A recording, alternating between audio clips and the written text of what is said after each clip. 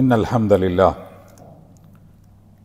نحمده ونستعينه ونستغفره ونؤمن به ونتوكل عليه ونعوذ بالله من شرور أنفسنا ومن سيئات أعمالنا من يهده الله فلا مضل له ومن يضلل فلا هادي له وأشهد أن لا إله إلا الله وأشهد أن محمدا عبده ورسوله أرسله الله بالحق بشيرا ونذيرا بين يدي الساعة فإن خير الحديث كتاب الله وخير السنن سنن محمد صلى الله عليه وسلم وشر الأمور محدثاتها وكل محدثة بدعة وكل بدعة ضلالة وكل ضلالة في النار.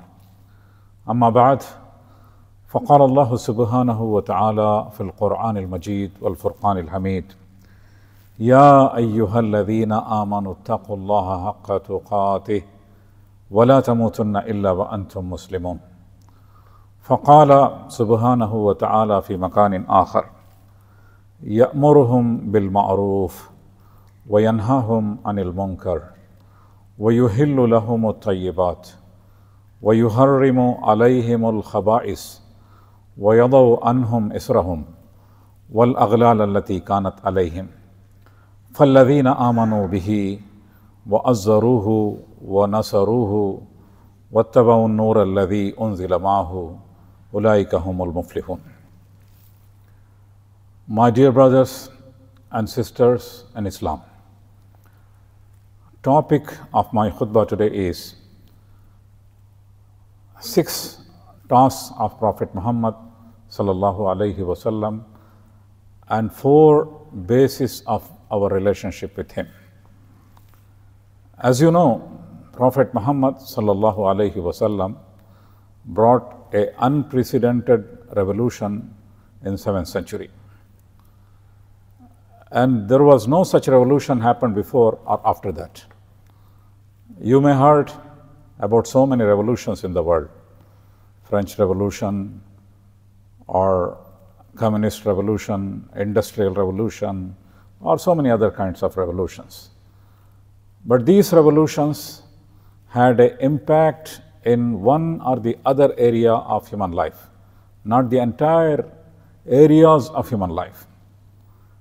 If someone was entering Medina after 25 years, of 23 years of Prophet Muhammad sallallahu alaihi wasallam's prophethood, then he would have definitely seen a different society of Medina. Every aspect of individual social life is changed. Every individuals were changed, their social life changed, their outlook towards everything changed. Men's perspective about women changed. Women's perspective about men changed. Their ethical system changed. Their economic system changed. The way they used to do business changed. And their judiciary changed. Their political system changed. So it was a total change. And this kind of revolution you will not see in the history of human beings except the revolution which brought by Prophet Muhammad sallallahu alaihi wasallam. And also the impact continued. 2 decades of life of Prophet Muhammad sallallahu alaihi wasallam as a prophet, or 23 years of life as a prophet, had a big impact in his lifespan, and which continued. Today, if we are sitting in this masjid in a Muslim country to listen to this khutbah, this is the impact of the same changes which brought by Prophet Muhammad sallallahu alaihi wasallam during those days. So impact is continuing even today. And this messaging is reached everywhere in the world. So what is the mission of Prophet Muhammad sallallahu alaihi wasallam? The mission is explained in various books of history, in Seerah, in Quran, several places. I have chosen a small verse from Surah Al-A'raf, chapter number 7, and verse number 157, especially the last part of it. It gives an information about how was the revolution, or how was the mission, and what was the mission of Prophet Muhammad sallallahu alaihi wasallam. What are the basis of it? In this verse, it mentioned about 6 tasks of Prophet Muhammad sallallahu alaihi wasallam, or particularly 3 sets of tasks. This first task is يَأْمُرُهُمْ بِالْمَعْرُوفِ وَيَنْهَاهُمْ عَنِ الْمُنْكَرِ. This is the first set of tasks. Prophet Muhammad sallallahu alaihi wasallam ordained what is good for them and he forbade them from what is evil. So this is the first set of tasks by Prophet Muhammad sallallahu alaihi wasallam. And if you read Quran and Hadith, there are injunctions, several injunctions, which gives orders or enjoins or which gives instructions of what you have to do and what you should not do. And this is called Amr wa Nahi. Injunctions or ordaining something and refraining yourself or forbidding yourself from something. So this is, if you see the list of things which Prophet Muhammad sallallahu alaihi wasallam ordained and the list of things which Prophet Muhammad sallallahu alaihi wasallam forbade people from doing, it is very impressive things. And it will have positive effect on individual life, on social life, on your economic life, on every aspect of your life. And it will be a positive impact. And it is very practicable as well. It's not impracticable. Every injunctions of Islam is very, very practicable. Also, these injunctions are universal. As a Muslim, you can live in any part of the world and you can practice it. So it's so beautiful. For example, Prophet Muhammad sallallahu alaihi wasallam said, and Quran also says, that you have to worship only one God. And it has a big impact on human life. And you should be at peace with every human beings. It will have a very big impact in human society. And you should be merciful even towards animals. And you have to maintain the ecology and you have to maintain a good society and good atmosphere as well. And you have to be contributing human being. To the extent that Prophet Muhammad sallallahu alaihi wasallam said, Man yaghrisu gharsan aw yazra'u zar'an fayakulu minhu tayrun aw insanun aw bahimatun illa kana lahu bi sadaqah. Illa kana lahu bihi sadaqah. Prophet Muhammad sallallahu alaihi wasallam said that if anyone sows a seed or plants a tree, then if birds eat from it or animals eat from it and human beings eat from it, it will be considered as a charity for him. So you have to be living as a beneficial human being.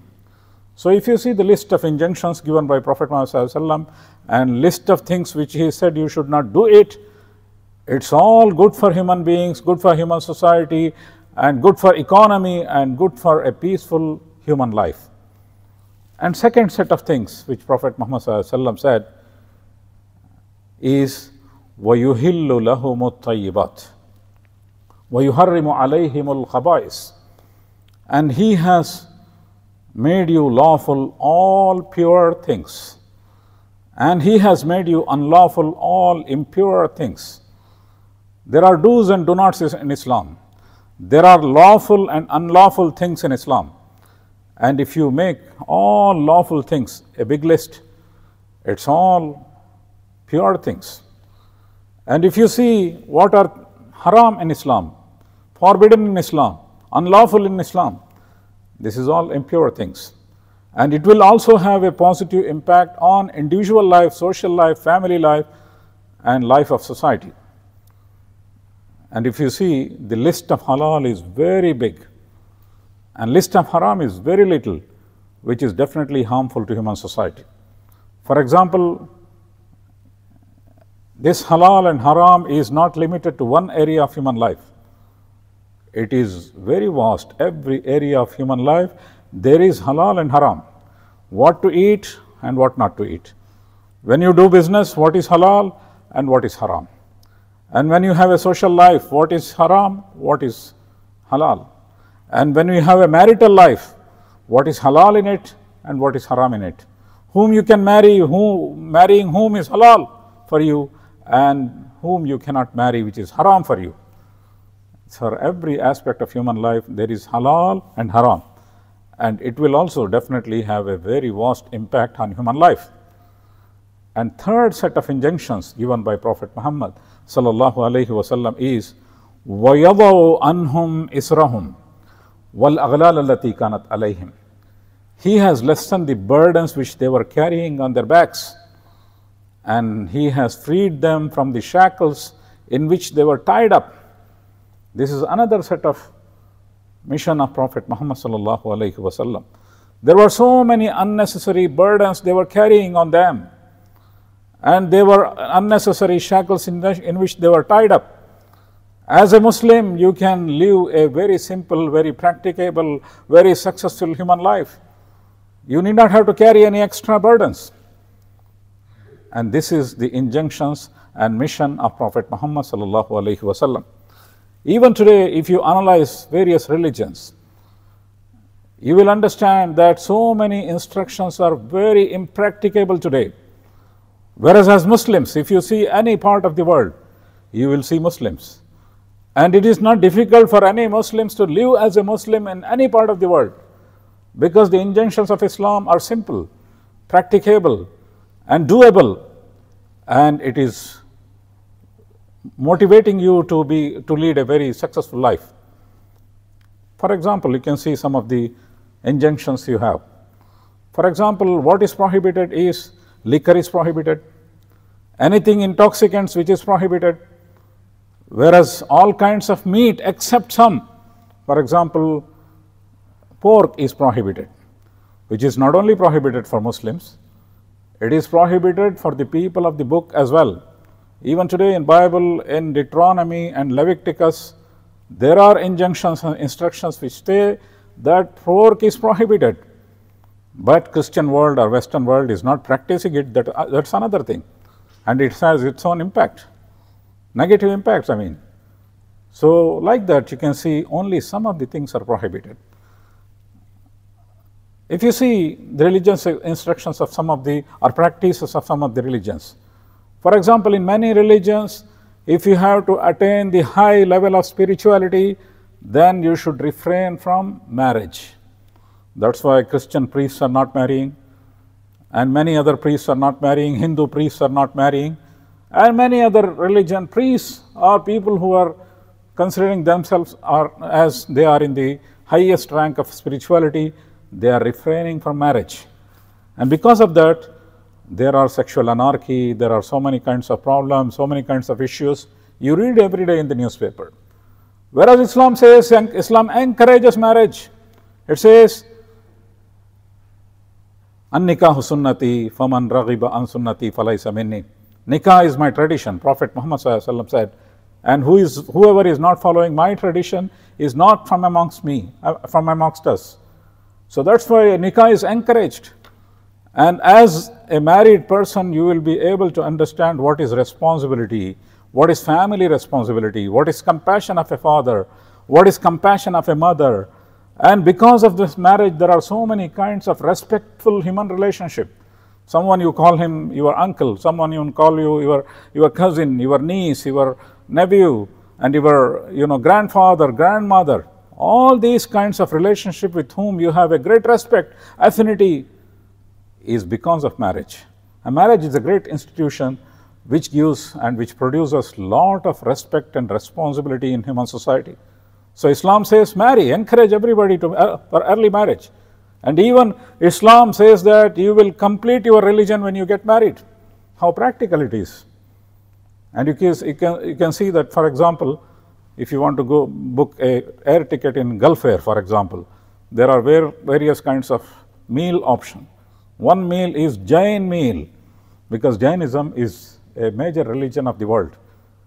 In Jainism, the highest rank of their priest should remain naked, should not wear any clothes. This is a norm and it's happening. But can it happen everywhere in the world? It cannot, because in many places of the world, the regulations will not allow anybody to remain naked throughout their life, or should not wear slippers, and there are so many kinds of other conditions. Is it practicable? This is not practicable everywhere. Also, for example, Sikh religion, for example, there is a condition that they have to have 5 things in their life. One is they should not cut their hair, they should always wear turbans, and they should always carry a sword with them every time. Is it practicable? Can anyone carry a sword while they were traveling in aircraft or while they are walking in the streets? Regulations of the world will not allow them to follow it. It is tough, it is difficult, it is impossible, impracticable sometimes. But in Islam, you will not find any kind of impractical kinds of messages. That's why Prophet Muhammad ﷺ's mission, it's a very simple mission. يَأْمُرُهُمْ بِالْمَعْرُوفِ. He has enjoined what is good for you. وَيَنْهَاهُمْ عَنِ الْمُنْكَرِ. And he has forbade you from what is evil. وَيُحِلُّ لَهُمُ الطَّيِّبَاتِ. And he has made lawful everything which is pure. وَيُحَرِّمُ عَلَيْهِمُ الْخَبَائِثِ. And he has made unlawful whatever is impure. وَيَضَعُ عَنْهُمْ إِسْرَهُمْ. He has lessened the burdens which you are carrying. وَالْأَغْلَالَ الَّتِي كَانَتْ عَلَيْهِمْ. And he has removed you from the shackles in which you are tied up. So life becomes very beautiful. I was visiting USA and UK last month, till last week. And I had a chance to visit some of the cities in USA and UK. It's a very prosperous society, very developed society. But you can see that there are so many kinds of demerits in which people are suffering. I was passing through the streets of Seattle. I saw there were some drug addicts in the streets. Though religion or the regulations of the country will not allow for drug addiction in streets, but there are, some people breach the laws. I saw some youngsters were sitting and taking drugs. Many were there. Among them, one girl was there. Beautiful, blonde, young. I was just wondering, she must be daughter of somebody. She must be sister of somebody. She's a beautiful young girl, but taking drugs. And what will be her fate in future? All men, all boys, and one girl. And where she will end up finally? She looks like intelligent, talented. She looks very normal. But again, she is taking drugs. This is because they are not following the religion which they have to follow. They are not following certain good principles in their life. If Islam were there, for example, in many Muslim societies, including this society or any other society, you may not see this kind of picture in the streets that people are taking drugs and a young girl is taking drugs along with so many boys. This is all because of the instructions of Islam, that Islam has made this society beautiful. I was staying in a house in Dallas, for example. One day I was going out for Isha prayer. I saw the next day neighbor is fallen down near the door. I asked the lady, "Do you need any help? What happened?" He said, "Nothing, nothing. He is overdrunk." And he was, she was managing him to take him inside and to manage him. I was just wondering that it is ni'mah of Islam. It is the blessing of Islam, that Islam has prohibited alcohol and all kinds of intoxicants. That's why your family life becomes beautiful. So if you have teachings of Islam, your life, your individual life, your family life, your social life, every aspect of your life will become beautiful. That's why Prophet Muhammad ﷺ said, "Ajabal li amril mu'min." Strange is the affair of a believer. Inna amruhu kullahu lahu khair. Every aspect of his life will always be good for him. Whatever kinds of situation in his life, it is good for him. Laisa dhalika li ahadin illa lil mu'min. This kind of state of affair, that whatever kind of situation he is passing through, life means there are various kinds of situations. Some are good times, some are bad times. Sometimes you are facing with many problems. Sometimes you are sick. Sometimes economic problems, financial problems, so many other things.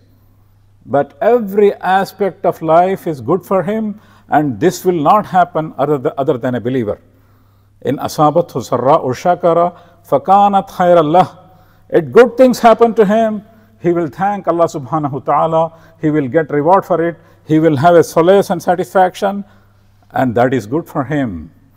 وَإِنْ أَصَابَتْهُ ضَرَّاءُ صَبَرَ فَكَانَتْ خَيْرَ اللَّهِ.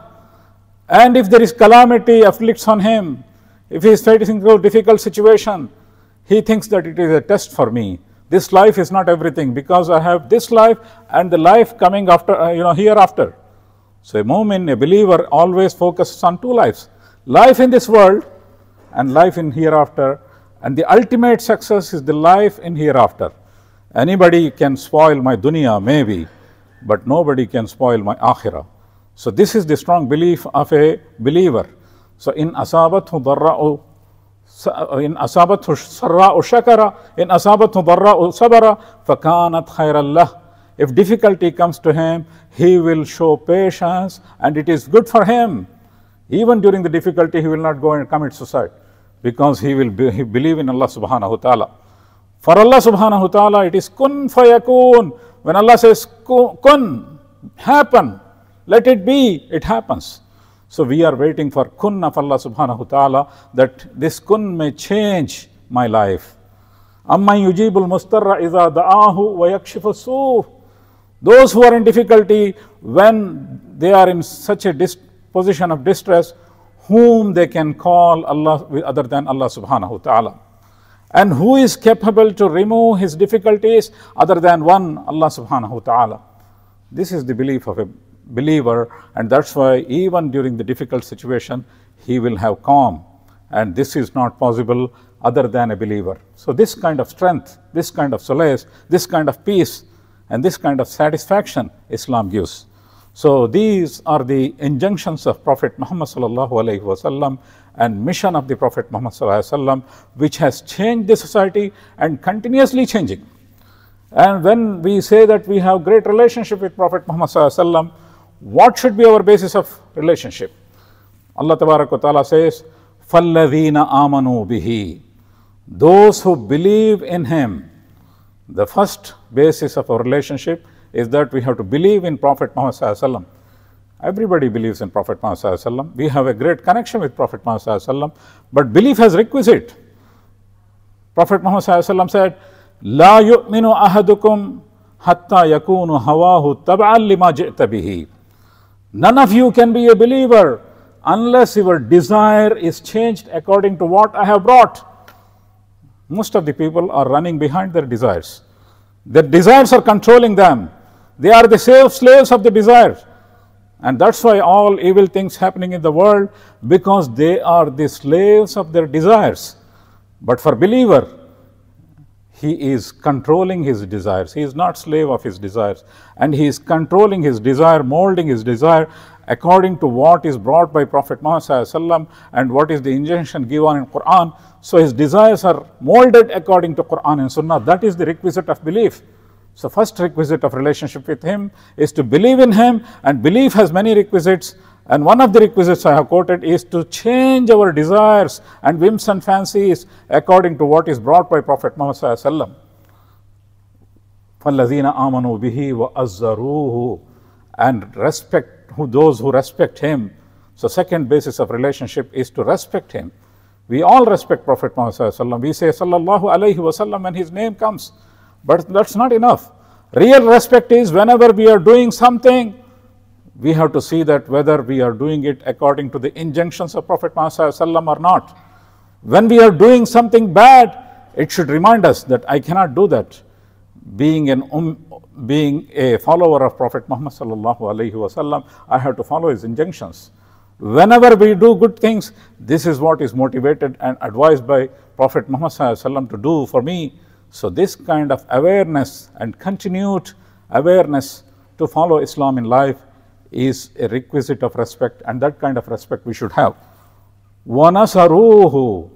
And we should, those who help him, help Prophet Muhammad sallallahu. What is helping Prophet Muhammad sallallahu alaihi wasallam? Prophet Muhammad sallallahu alaihi wasallam appealed for help in many occasions. Even in his last sermon, he said, "Help me." He said, "La nabiyya ba'di." There is no prophet after me. "Wala ummata ba'dukum." And there is no community after you. You are the last community, I am the last prophet. And after me, you have to continue this task of prophethood. That's what he said. فَلْيُبَلِّغِ الشَّاهِدِ الْغَائِبِ. Those who are present here, let them convey this message to those who are not present here. And that's why you can see today, 80% of the Muslims in the world are non-Arabs. 20% of the Muslims are Arabs. How Islam reached everywhere? because of continuous communication, because of this awareness that we have to fulfill and continue the mission of Prophet Muhammad sallallahu alaihi wasallam. That is what is necessary. Today, every fifth individual is Muslim. In the world, every fifth individual is Muslim. If you have a satisfaction, everybody let them analyze themselves whether I have conveyed Islam to at least 5 persons. If every Muslim in the world conveys this message to at least 5%, the message of Islam reaches to the entire world. But this is not the scenario in the world. Recently, I had a chance to visit Albania, which is 75% Muslims, a country with 75% Muslims. But hardly you will find any practicing Muslim. Anybody who knows about Islam, anybody who prays, anybody knows Surah Al-Fatiha, very rarely you will find a Muslim who knows Surah Al-Fatiha. Whereas 75% of the Muslims, 75% of the population are Muslims. This is the state of affair in many places. Comparatively, I have seen in the Western world, in America, in UK, mashallah, there are masajid, there are Islamic centers, there are a lot of awareness. Comparatively, Muslim country like Albania, there is very, very less awareness. That's why it is necessary that we have to create awareness among Muslims. Also, we have to convey this message to the non-Muslims who are not aware of it. So, وَنَصَرُوهُ means to help Prophet Muhammad ﷺ by conveying this message. And who has to convey? بَلِّغُوا عَنِّي وَلَوْ آيَةً. Even if it is one verse, convey on my behalf. So, you need not have to be a big scholar to convey.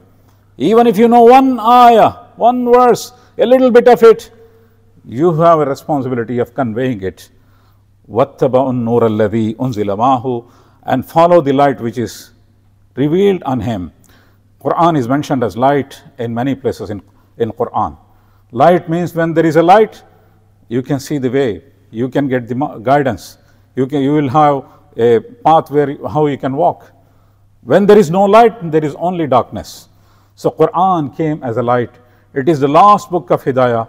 It is a protected book of Hidayah. It is the only book of Hidayah which we have. We have to follow it. For many Muslims, it is a book of recitation for barakah, for ajr. So Quran should become not only a book of recitation for barakah and ajr, definitely there is barakah, definitely there is ajr, but it should become a book of reading, book of understanding, book of conveying, and book of following. And here, sir, وَاتَّبَعُوا النُّورَ الَّذِي, follow it, not just reading it, follow it. So ultimately, let me summarize my khutbah today, that Prophet Muhammad ﷺ has 6 important tasks, or 3 set of tasks. Number 1 is enjoining what is good and forbidding what is evil. Number 2 is making every pure things halal and making every pure things haram, every impure things haram. And number 3 is removing the burdens which you are carrying and freeing yourself from shackles in which you are tied up. And these are the 6 tasks of Prophet Muhammad ﷺ. And 4 bases of our relationship is believing in him and respecting him and helping him and also following the light which is revealed on him. These are the 4 strong bases of relationship with him. May Allah Tabarak wa Ta'ala bless us to understand Quran and to follow it and to practice Islam in our life and to change our individual life and the social life. Barakallahu lana wa lakum wa nafa'ni wa iyyakum bi ayatihi wa dhikril hakim. Innahu ta'ala jawadun karimun malikun barur raufur rahim wa rabbun halim.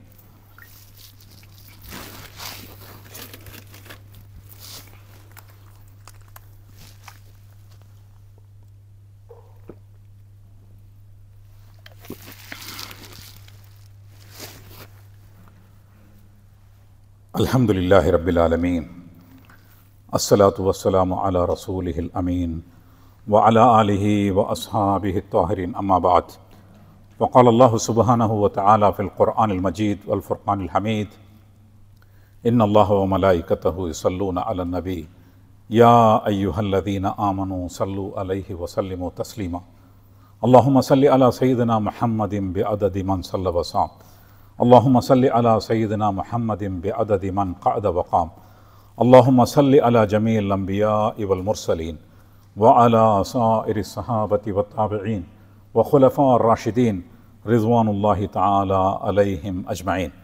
اللهم أيد الإسلام والمسلمين. اللهم انصر من نصر دين محمد صلى الله عليه وسلم واجعلنا منهم. اللهم اخذل من خذل دين محمد صلى الله عليه وسلم ولا تجعلنا منهم. اللهم أرنا الحق حقا وارزقنا اتباعه وأرنا الباطل باطلا وارزقنا اجتنابه. اللهم اغفر للمؤمنين والمؤمنات الأحياء منهم والأموات. اللهم يا مسبب الأسباب يا سامع الأصوات يا مجيب الدعوات يا قاضي الحاجات اقض حوائجنا كلها وأغننا بفضلك عمن سواك. اللهم اجعل هذا البلد آمنا مطمئنا رخاء سخاء وسائر بلاد المسلمين. عباد الله رحمكم الله، إن الله يأمر بالعدل والإحسان وإيتاء ذي القربى وينهى عن الفحشاء والمنكر والبغي يعظكم لعلكم تذكرون. واذكروا الله يذكركم ودوه يستجب لكم ولذكر الله أكبر وأقم الصلاة.